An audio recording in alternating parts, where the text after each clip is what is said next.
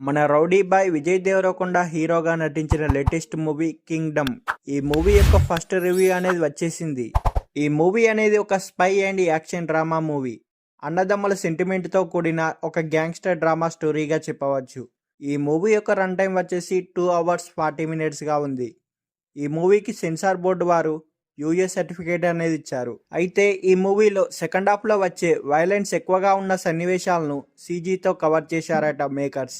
ఈ మూవీని సందీప్ రెడ్డి వంగ గారు చూసి పాజిటివ్ రివ్యూ అనేది ఇచ్చేశారట ఈ మూవీకి. ఈ మూవీలో ముఖ్యమైన కీలక భాగమైన 45 minutes చూసి ఈ మూవీ పక్కా హిట్ అవుతుందని సందీప్ రెడ్డి వంగ గారు చెప్పారు ఈ మూవీ గురించి. ఈ మూవీలో విజయ్ దేవరకొండ గారు 3-4 లుక్స్లో కనిపిస్తారని హింట్ కూడా ఇచ్చారు. జైల్ ఎపిసోడ్లో వచ్చే లుక్ మాత్రం చాలా సూపర్గా ఉంటుందని ఆయన కొనియాడారు. కింగ్డమ్ మూవీలో యాక్షన్ సీన్స్ అదిరిపోయాయట.